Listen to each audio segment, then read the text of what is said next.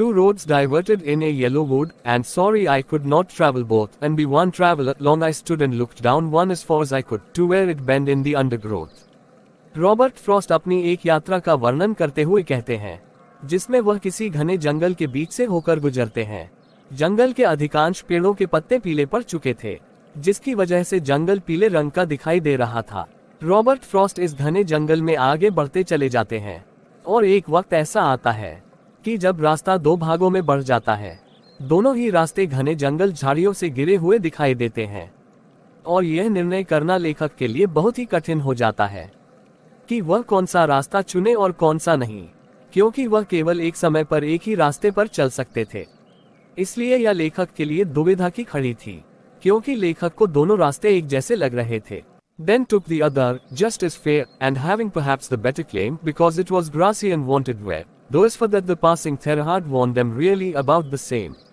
दोहरे पर खड़े होकर कवि दोनों ही रास्ते को भली भांति देखता है और यह निर्णय करते हैं कि वह दूसरे रास्ते से जाएगा, और वह रास्ता कवि को अपने लिए सही लग रहा है, क्योंकि उस रास्ते में अभी भी लंबे लंबे घासे हरी भरी घास उगे हुए थे, अर्थात उस रास्ते से अभी तक कोई गुजरा नहीं था।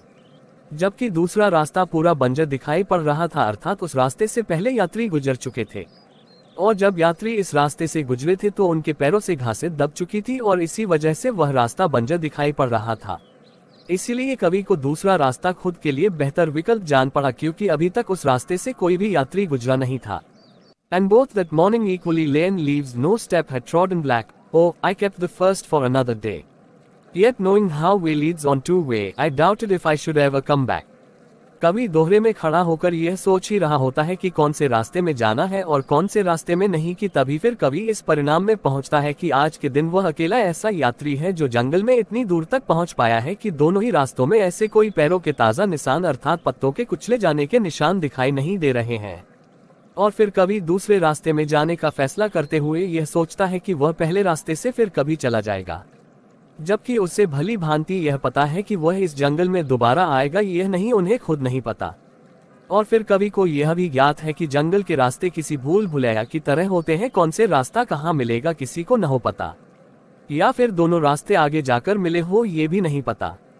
अर्थात एक बार कोई रास्ता चुन लेने पर आप दोबारा उस जगह पहुंच पाएंगे या नहीं ये कोई नहीं जानता। I shall be telling this with a isomere ages and ages hence. Two roads diverged in a wood, and I took the one less traveled by, and that has made all the difference. प्रस्तुत पंक्तियों में कवि हमें अपने द्वारा लिए गए निर्णय का उनके भविष्य में पड़ने वाले प्रभाव के बारे में बता रहे हैं। वह कहते हैं कि उनके द्वारा दूसरे रास्ते में चलने का निर्णय बिल्कुल भी आसान नहीं था, बल्कि वह बहुत ही कठिन था, और अब भविष्य में जब भी वे इस घटना को याद करेंगे तो उनका मन उत्तेजना तथा चिंता से भर जाएगा, क्योंकि उनके पास यह विकल्प था कि वे साधारण रास्ते से जा सकते थे, फिर भी उन्होंने ऐसा रास्ता चुना जहां उन्हें पता नहीं था कि क्या होने वाला है, और इसीलिए इस निर्णय ने उनके सोचने का तरीका बदल दिया, और अब उन्होंने अपने जीवन से भी साधारण मार्ग को हटा दिया है। अंततः कवि कहना चाहते हैं कि इस निर्णय ने उनके जीवन पर अच्छा प्रभाव ही डाला है।